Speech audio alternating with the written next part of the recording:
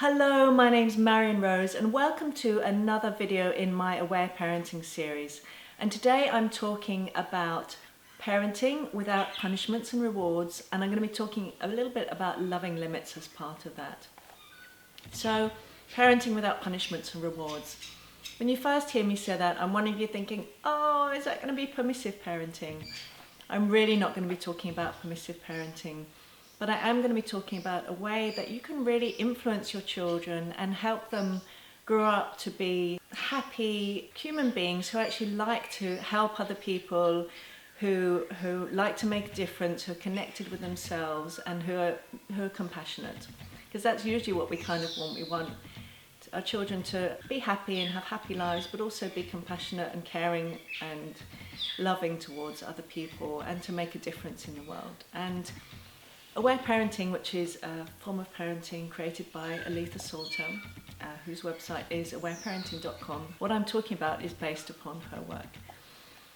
The idea is that we came from behaviorism. In the 50s and 60s, 1950s, 1960s, there was behaviorism. Behaviorism really came from the work of people like Pavlov, who studied things like dogs and rats, and we really developed this whole learning theory. Punishments, rewards, time out came from that whole era, and it was really looking at how could we influence first animals, and then it became children and adults as well. How can we actually influence them to do things that we want them to do? And this was very, very popular, but there's still so many elements of behaviorism in parenting theory today, and I'm really wanting to offer you a different approach. How can you influence your children and help them grow up to be these loving, compassionate, helpful members of society without punishing them or rewarding them? And the main way to really do that is to really understand why they do things that they do. Because when we really understand what's going on and make changes at that deep level, we're making changes as a core basic level. We're not trying to punishments and rewards are a little bit like sticking plaster or band-aids, or they're trying to fix things on the outside. But this approach is really about looking at the core of why children are behaving in ways that they do and how we can help them so that they behave in more friendly ways, in ways that are more compassionate and connected and cooperative. And there are three reasons why children act in the ways that they do that we find really annoying, like when they're doing things that they know we've asked them not to do, or they just won't cooperate, or they're hitting their brother or sister, or they're doing all those things that we find most frustrating. And there are one of three reasons why they do this. The first reason is that they have an unmet need. So children have a really big, strong need for connection. In the olden days, we used to say, they're just wanting attention, as if that was something that we, again, from that punishments and rewards paradigm, if we gave them attention, that would be rewarding that behaviour. And I'm really inviting you to see this in a different way. If we look at needs and we see that they're possibly needing connection or autonomy and choice, which is another really important need for children, or play and fun, which is another really cool one. One of many needs that children have, which adults really have too. That's one of the reasons. So unmet needs, usually things like connection and choice. The second reason they do things that we find really annoying are because they lack information. So they need to learn about something. So Aletha Salter talks about an example about maybe a 2-year-old who needs to learn that actually with crayons, we're happy for crayons on paper, but we're not happy for crayons to be on walls. And that's giving them information so that they have the information that they need. And the third reason, which again is not very understood in our culture, which is an accumulation of painful feelings. Now, I'm sure you've experienced this yourself. What I love about Aware Parenting is everything that was relevant for children is pretty much relevant for adults. Have you ever had a time where you had an argument with your partner and maybe a disagreement with your friend, and you're in a big traffic jam, and so you felt upset, and then there was some frustration, then there was something else, and then at the end of the day, just one more thing happened. So you burnt the dinner or something, and you just kind of burst into tears and a big cry, or phoned up your friend and went, ah. and then you felt relieved afterwards. That's what happens. Feelings accumulate, and when they've accumulated up to this point here, the most important need is, which we're so uncomfortable, the most important need is to release those feelings, because we're too uncomfortable to be able to connect, to cooperate, to contribute, which I call the 3 C's, by the way: connect, cooperate, contribute. We just don't have that, because all we want to do is actually just feel more comfortable, and that's why we release feelings. And the way children release feelings, just like us, is through crying, through laughing. Laughing is a way of releasing feelings, which is why, have you ever been to a comedian? They've talked about, I don't know, disease and death and mothers-in-laws, and you've cried, so you've laughed all evening, and then you've just gone home and felt so relieved and relaxed, because laughter releases different kinds of feelings to crying, but it's a beautiful mechanism of release. So these are the 3 reasons why children do those things that we really don't enjoy. They have an unmet need, number 1. Number 2, they have a need for information. Number 3, they have accumulated upset feelings.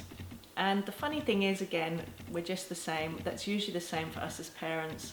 When we're behaving in ways that we really don't want to, maybe we're getting a bit harsh or shouty or with our children, it's usually the same for us. We have an unmet need, which may be for sleep or for connection or for some stimulation with kind of adults talking about thinky things together, or we need more support, we need more community or something like that. And we just, if we're not getting those needs met, we're going to probably get a bit antsy with our kids. Or we have a need for information, so we might need to learn more about child development or different parenting methods, or watching YouTube videos, for example. That might be a strategy to meet that need. And number 3 is we also might have accumulated feelings from our childhood, for example, but from the day, from the week, from whatever's going on with us. And that's when we often also behave in ways to our children that we don't enjoy. And we're talking about parenting without punishments and rewards. I'm imagining you've probably punished yourself a million times, or probably not a million, but plenty of times when you've done something you regret to your children. You've probably felt guilty, you've probably shamed yourself, you've probably judged yourself, you've probably told yourself you're a bad mum. And did any of those things actually stop you then going ahead another time and getting a little bit harsh or a little bit angry or whatever it is with your kids? No. So it doesn't even work with us. Punishment does not actually work. Children may get scared, they may appear to do that thing less, but it actually just adds more upset feelings, so they're even more likely to do unenjoyable things. Punishment doesn't work for adults or kids. So if we have that list of 3 things, then we can also do something about those 3 things. So one of the most important things we can do is to start noticing when our children are starting to get whiny or and we can pour in some connection. Again, it's the opposite of that behaviorism model. It's not attention, it's actually meeting that need for connection, and doing it preventatively is more wonderful because then it prevents it, but you can do it in the moment as well. And I really recommend watching my other video called Present Time, because present time is a really great way to actually, in very short periods of time, actually have a really kind of, I call it high octane kind of connection that is really very effective, because you can connect for 4 hours with your child or your children, but it may not have such a powerful impact as 10 or 15 minutes of present time. So I recommend watching that. So present time is one of the things you can do. Other needs, meet their needs for choice. So give them choices about things. Would you like to, it's time to brush your teeth now. Do you want to brush your teeth with this toothbrush or that toothbrush? We're going to go and get in the car soon. Would you like to have put on this t-shirt or that t-shirt? Giving them choices. We're still holding the bigger choices ourselves, but within that, giving them plenty of choice means they're getting that need for choice and autonomy met, which is so important for kids. So those are just 2 of the ways that we can meet children's needs, and so that they're less likely to end up doing the things that we don't enjoy. That's number 1. Number 2, giving information. I think you probably know all about this, because what often happens is, because as adults we like information and we like that kind of thinky, cognitive aspect, we'll often do a lot of telling them stuff and thinking they need to learn stuff. But if you've already told them and they already know, and they really show you that they know that, and they're still doing that thing, it tells you it's not about the knowing. And telling them over and over again, I don't want you to hit your brother, or please don't jump on the couch, or whatever it is that you don't want them to do, telling them again and again, that's not going to fix it, because it means one of those other two things is what's causing the behaviour. Number 3, releasing the upset feelings. That's the key. So if they've got accumulated feelings and they're doing this stuff, letting the feelings out is going to help them feel relieved and connected, and they're not going to do that stuff again. So, or for a while, until the next lot of feelings comes up, and then they can let those out. There are a few ways you can do that. One is just listening to tantrums and tears when they arise naturally, being present with them, listening to them. I've made a video on tears and tantrums and another one on tantrums as therapy for kids, so you can listen to those if you want to learn more. Children have these natural inbuilt healing mechanisms, crying, tantrums and laughter, and we spend so much of our time trying to dampen those down, repress them, and then we get these unenjoyable behaviours and we're kind of frustrated. But actually they're constantly trying to release those feelings. So when those tantrum or the tears are coming out, rather than trying to distract or just try and fix things, if it's really clear they just need to cry, just be with them. I'm here with you, sweetheart. I really hear how upset you are. I'm right here. I'm going to stay with you. I'm listening. I love you. I'm right here. Let them have the big cry, the tantrum, stay close. And they're going to feel so relieved and relaxed afterwards. I'm sure you found that with your kids, and they cooperate and they're gentle with their sister. And a big cry, a big tantrum washes their kind of soul clean. But there are ways you can also help crying happen. So loving limits would be a way that you can do that. And I have another video on loving limits if you want more detail about that. But to say really concisely, loving limits are a way, they're not punishing, they're not punishment, they're not harsh, they're not disconnecting. They're all about connection and release. So there are ways that we can really specifically help our children release those painful feelings that are causing that unenjoyable behaviour. So loving limits is a way we can help them move into tears if they're not moving into the tears already. So as I say, you can watch my video on that. And the third option for releasing is laughter. Laughter, as I say, is a wonderful way to release feelings. Not with tickling though. Tickling, even if children laugh when they're being tickled, they will generally feel powerless. I'm sure you again had memories of that as a child or a teenager. But just laughing and playing and chasing and finding ways to really bring laughter into your lives more will help with releasing frustration and powerlessness and anxiety. Those are the kinds of feelings that get released through laughter. And again, I have another video on attachment play if you want to really dive in a bit deeper into that.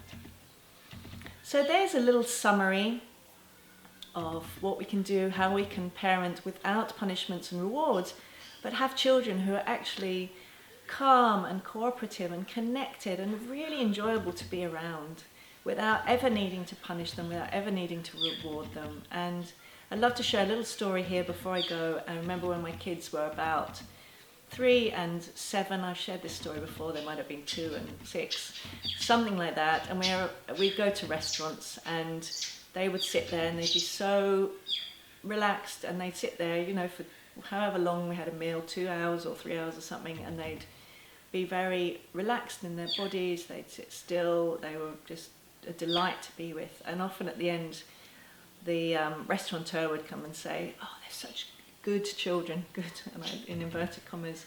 And I kind of chuckled to myself, because I know that the reason they felt so relaxed and calm and happy and cooperative and connected was because they'd done so much crying at home. They'd had big tantrums and big cries, and I'd done all the things that I'm talking about with you, which meant when they're out and about, they were generally happy and connected and just, delightful, without ever using punishments and rewards. So, I just wanted to share that story. I thought you might like it. If you want to find more out about aware parenting, which these 3 principles are based upon, one of Aletha Salter's books is Tears and Tantrums. She has several more. You can find out more on her website, which is awareparenting.com. And I have plenty of articles and videos and free courses and so on my website, which is marionrose.net. I'd love to see you there. If you like this video, if you want to hear more, please subscribe to my channel, and I really look forward to talking to you again in the next video.